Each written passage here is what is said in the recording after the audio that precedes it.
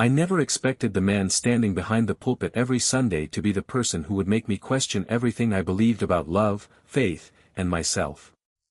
It happened on a quiet summer night in a small church office in Maplewood, Pennsylvania. The lights were low. The building was almost empty.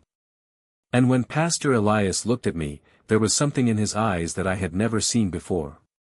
It wasn't pity. It wasn't confusion. It was recognition.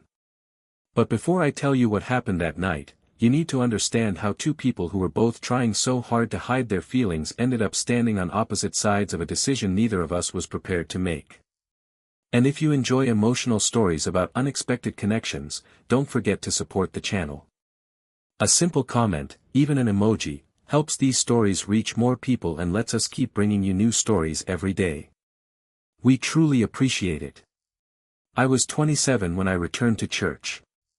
Not because everything in my life suddenly made sense. It didn't. I came back because I was exhausted from pretending I was okay. My last relationship had ended badly.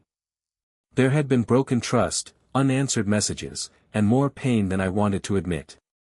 So I packed what I could, left the city, and returned to my hometown in Pennsylvania, hoping familiar streets might help me find some part of myself again. Grace Hill Church looked almost exactly as I remembered it. Old wooden pews. Faded hymn books. Soft light coming through tall windows. And that familiar smell of candles and polished wood. But there was one thing I didn't remember. Him. Pastor Elias. He was in his mid-40s, with calm eyes and a quiet confidence that immediately stood out. He wasn't the kind of man who needed attention. He didn't raise his voice or try to impress anyone. When he spoke, people simply listened. There was something steady about him. Something warm. And his sermons weren't what I expected either. He didn't spend his time telling people what they should fear. He talked about compassion. About forgiveness. About being honest with yourself. One Sunday, he said something that stayed with me long after everyone had left. Sometimes the hardest person to forgive is yourself. For some reason, I felt like he was speaking directly to me. I started attending every Sunday. Then I began staying for the Tuesday evening service. Eventually, I joined the Friday coffee group he organized for people who wanted somewhere quiet to talk. It wasn't really the religion that kept bringing me back. It was the feeling of being accepted without having to explain every broken piece of myself. And somehow, Elias noticed. He noticed when I was having a bad day. He remembered small things I'd mentioned weeks earlier. He would sometimes stop beside me after a service and ask, "You doing okay?" It was a simple question. But coming from him, it never felt simple.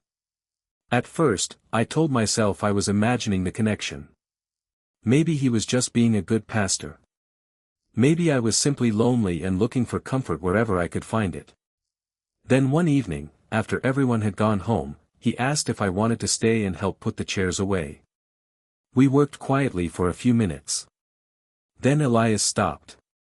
He looked at me and said, "Do you ever feel like you've spent years apologizing for something you never chose?"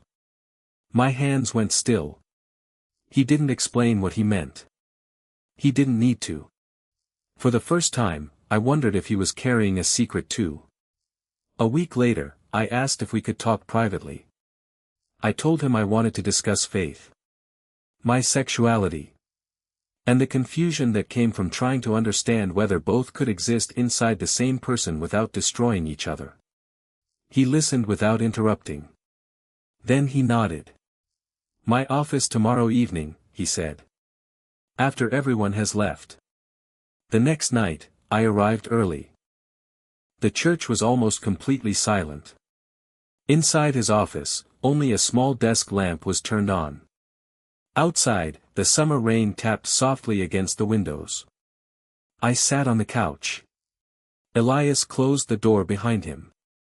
For several minutes, we talked about faith, expectations, guilt, and the pressure people sometimes feel to become someone they're not. Then the conversation became more personal. He asked me whether I believed people deserved forgiveness for the things they couldn't control. I asked him whether he believed people should be honest about who they really were. He became quiet. Then he walked toward the window. "I've spent years helping other people carry their burdens," he said softly. "But I never learned how to carry my own." I looked at him. Something in his voice had changed. There was pain there. Real pain. And for the first time, I realized that maybe I wasn't the only one struggling. I stood. He turned around. For a few seconds, neither of us said anything. The distance between us felt smaller than it had ever been. Then his hand brushed mine. Neither of us moved away. That tiny moment said more than either of us could have said with words. I looked into his eyes. He looked back at me. There was fear there. But there was also something else. Something neither of us could keep pretending wasn't real. "I've never allowed myself to feel this way," he whispered. I swallowed. "I don't want to be another mistake in your life." His expression changed immediately. "You're not a mistake," he said. "You're the first thing in a long time that has made me feel like I'm finally being honest with myself." His words hit me harder than I expected. I knew there were boundaries. I knew there were consequences. I knew our lives were complicated enough without adding something neither of us fully understood. But for that moment, we stopped running from the truth. He gently held my hand. I didn't pull away. Neither did he. And then he leaned closer. Our eyes met one last time, as if we were both silently asking whether we were really ready to cross that line. I didn't move away. Neither did he. And in the quiet of that office, we shared a brief, tender kiss. It wasn't dramatic. There was no sudden rush. Just two people who had spent too long hiding behind fear finally admitting that something between them had become impossible to ignore. When we pulled apart, Elias lowered his eyes. For the first time, he looked uncertain. Not about what he felt. But about what came next. And that's when I realized the kiss wasn't the end of our story. It was the beginning of the hardest conversation we had ever needed to have. It happened so quietly that, for a moment, neither of us seemed to understand what we were doing. Elias rested his hands gently at my waist, pulling me a little closer. There was uncertainty in his expression, but beneath it was something much deeper, a feeling he had spent years trying to bury. I kissed him back. Not because I wanted to make his life complicated, but because I wanted him to know he didn't have to be ashamed of being honest with himself. For a few seconds, the rest of the world disappeared. Then Elias pulled away, breathing heavily, his forehead resting against mine. "This can't go any further," he whispered. "We shouldn't let it." "We don't have to," I said. But neither of us stepped away. He looked at me for a long moment. "If I ask you to stop, will you?" "Of course." He nodded slowly. Then he admitted the words we'd both been afraid to say. "I don't want to stop either." We stayed there for a while, holding each other in the quiet office, caught between what we felt and what we knew we should consider. There was affection between us. There was longing. But there was also a line we both understood shouldn't be crossed. Eventually, Elias sat beside me on the couch. He took my hand and held it tightly. Neither of us spoke. We simply stayed there, letting the silence say what words couldn't. That night, nothing more happened. And somehow, that made the moment feel even more important. We weren't rushing into something we weren't ready to understand. We were simply admitting that something had changed between us. After a while, Elias leaned back and closed his eyes.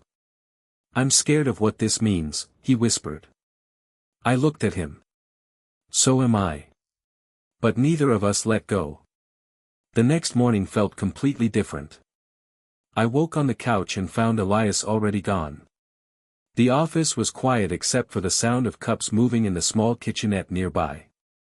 I walked over and found him standing there in a simple black shirt, making coffee. No clerical collar.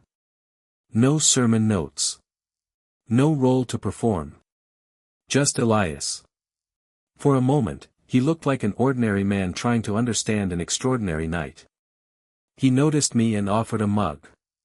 Morning. Morning. I took the coffee and waited. He stared into his own cup. I didn't sleep. Regret? He shook his head. Fear. He paused before continuing. I'm afraid of losing everything. The church. My position. The trust people have placed in me. I set my mug down. Do you really have everything figured out? He looked at me. For the first time, I saw just how vulnerable he was. Not even close. I smiled faintly. Maybe that's what makes you human. I reached for his hand. He let me hold it. But he didn't pull me closer. There was still too much for both of us to think about. That Sunday, I returned to Grace Hill Church. I sat in the second row, the same place I'd been sitting for weeks. A few minutes later, Elias walked toward the pulpit. His shirt was perfectly pressed. His collar was straight. His sermon notes were tucked neatly against his side. He looked completely composed. But I knew better. I knew the man beneath the collar now. I expected him to avoid me. Instead, halfway through the sermon, his eyes found mine. For just a second, his voice faltered. Then he continued. He spoke about shame. About fear. About the ways people sometimes build walls around themselves and then convince themselves those walls are protecting them. He talked about compassion and the courage to be honest. Everyone listened. But I couldn't stop wondering whether some of those words were meant for me.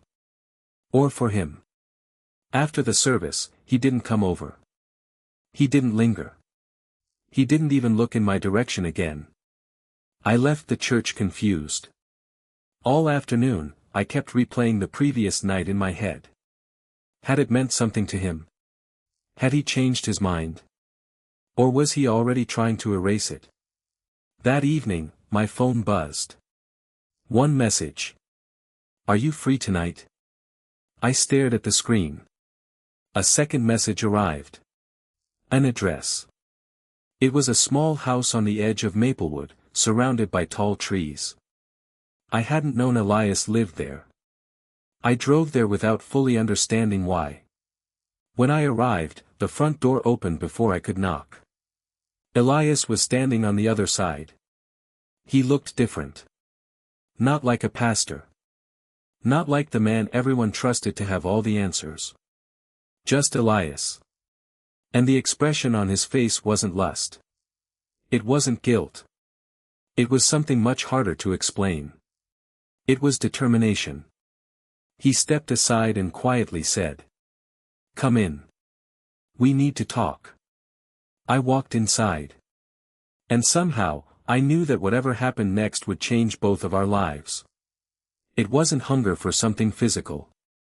It was hunger for something deeper. For honesty. For the kind of connection Elias had spent years convincing himself he didn't need. He didn't say anything. He simply pulled me into a quiet embrace, holding me like he was finally allowing himself to feel everything he'd been trying to bury. I held him back. For a few moments, neither of us spoke. There were no promises. No labels.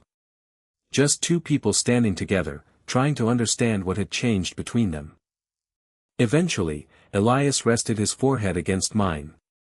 "I don't know where this is going," he whispered. "Neither do I. Are you afraid?" I thought about it. Yes. He gave a small, almost sad smile. Me too.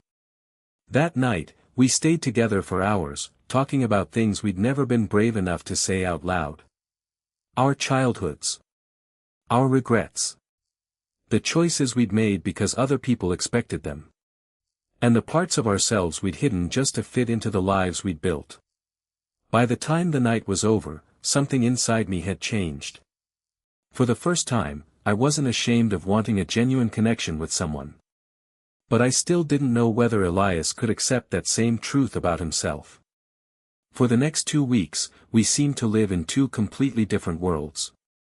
In the mornings, I sat quietly in the second pew, watching him read scripture in that steady voice everyone trusted. His collar was straight. His posture was perfect. To everyone else, he looked completely in control. But sometimes our eyes met. And in those brief moments, I could see the man behind the role. In the evenings, we'd meet privately. Sometimes we'd talk for hours. Sometimes we'd simply sit together on my couch without saying much at all. There was comfort in the silence. There was also fear. We never officially defined what we were becoming. Neither of us was ready for that conversation. But we both knew the relationship had changed. One evening, Elias came over late. He sat beside me on the couch, his jacket still on, his hands folded together. For several minutes, he didn't say anything.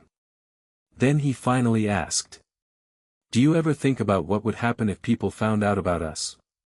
The question stayed in the room. I looked at him. "Every time I see you at church."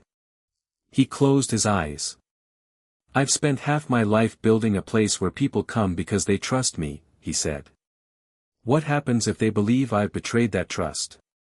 I thought carefully before answering. "Do you think being honest automatically means you betrayed them?" "I don't know." His voice became quieter. "I don't even know what to call this." I wanted to say love. The word came close to my lips. But I knew it carried too much weight. So instead, I said, "It's something real." He looked at me. And for once, he didn't argue. Then came the phone call. It was from someone on the church board. Elias told me about it later. Her tone had been formal and serious. "There have been questions, Elias. People have noticed how close you've become with someone in the congregation.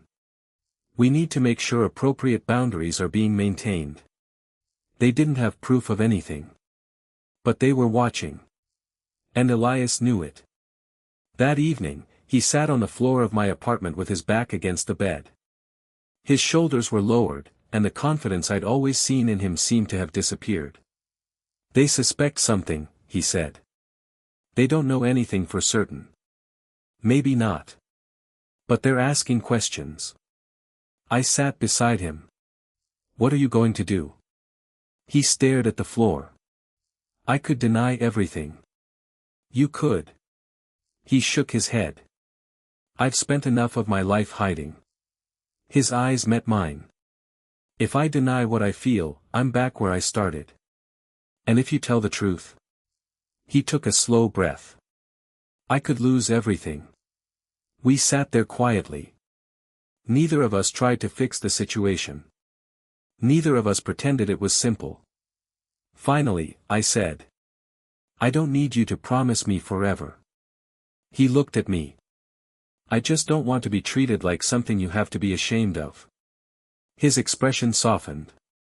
"I don't think you're something to be ashamed of." "Then what am I?" He didn't answer.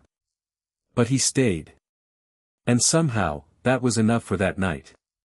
Then came Thursday. The sky was completely clear. The weather was warm. Nothing about the day suggested that my life was about to change. Around noon, my phone buzzed. It was Elias. "Can you come to the church tonight?" That was all. No explanation. No extra words. I stared at the message for several minutes. Then I replied. Yes. That evening, I drove to Grace Hill Church. I sat in the parking lot for almost 10 minutes before finally getting out. The building looked completely different after dark. The windows were black. The stained glass was barely visible. The parking lot was empty. Inside, the church was silent. The pews stood in long rows, almost like witnesses waiting for something to happen. I walked slowly toward the sanctuary. Then I noticed a light coming from Elias's office. The door was slightly open. I stopped outside. For some reason, my heart was beating faster. I knocked once. "Come in," Elias said. I opened the door. He was standing beside his desk, holding an envelope in his hand. His expression told me immediately that this wasn't going to be an ordinary conversation. "What happened?" I asked. He looked at the envelope. Then back at me. "The board wants me to step down temporarily." My stomach dropped. "Because of us?" He didn't answer immediately. Then he quietly said, "They're giving me a choice." I stepped closer. "What choice?" He looked directly into my eyes. "Keep pretending." He paused. "Or finally tell them the truth." The room went completely silent. And suddenly, I understood why he'd asked me to come. This wasn't about what happened between us anymore. It was about whether Elias was finally ready to decide who he wanted to be. Elias was waiting for me in his office. The lights were low, and his clerical collar sat on the desk beside him. He kept staring at it as if he couldn't decide whether it still belonged to him. "I met with the board today," he said quietly. I waited. They gave me a choice. I already knew what was coming, but I let him finish. "They said I could deny the rumors, distance myself from you, and make a statement about focusing on my ministry. If I did that, I could keep my position." "And the other choice?" He finally looked at me. "Tell them the truth." His voice shook. "And walk away from everything." I took a slow breath. "What did you choose?" Elias stood and walked toward me. When he stopped in front of me, his eyes were filled with fear, but there was something stronger underneath it. "You." For a moment, I couldn't speak. "I resigned this afternoon," he continued. "I told them I couldn't stand in front of people and preach about love while being too afraid to live honestly." My chest tightened. But Elias didn't look relieved. He looked terrified. "I thought I'd feel brave," he admitted. "Instead, it feels like I've stepped off a cliff." I reached for his hand. "You don't have to know what happens next." He looked at me. "You're staying." "I never asked you to risk everything for me." "I know." He squeezed my hand. But I needed to stop risking myself by pretending. I pulled him into a quiet embrace. For the first time, he allowed himself to simply breathe. We stayed together that evening, talking about the future and all the uncertainty waiting outside those walls. There was no perfect ending. No magical solution. Just two people deciding that honesty was worth the fear. Later, sitting together beneath the old office blanket, Elias asked, "Do you think people will ever understand?" I thought about our small town. The gossip. The people who would judge him. The people who might never accept what had happened. "Not everyone," I said honestly. He nodded. "But the right people will." A small smile appeared on his face. And this time, it wasn't a sad one. The next morning, the news spread through Maplewood. Some people were shocked. Some were angry. Some said Elias had betrayed his calling. Others quietly approached him and said something completely different. "Thank you." I thought I was the only one. My son needed to hear this.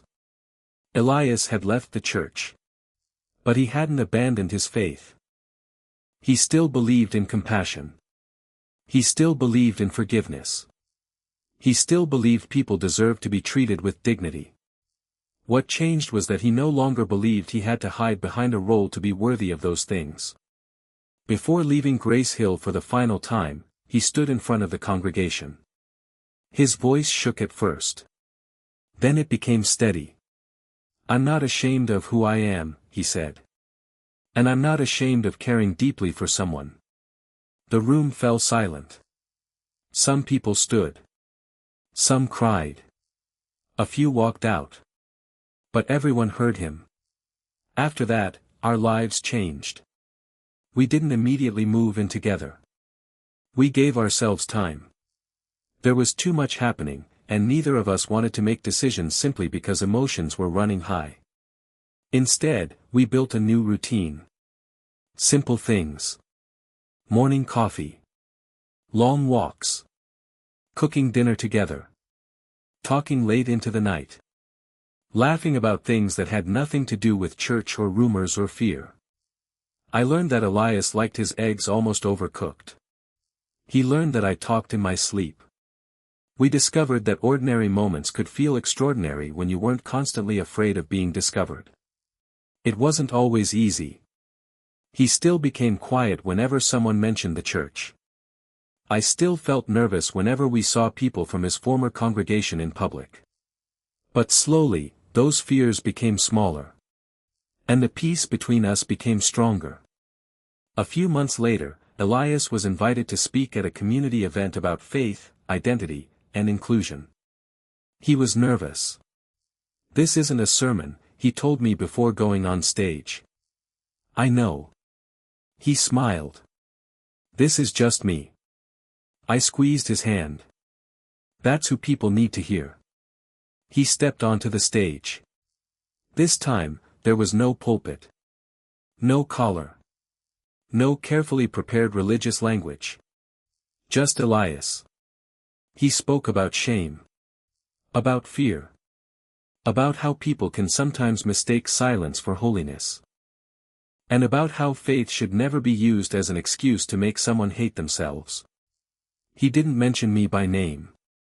But halfway through his talk, he looked toward the audience. Our eyes met. And somehow, that moment said everything. Afterward, several people came over. One person told him his words had given them the courage to have an honest conversation with their family.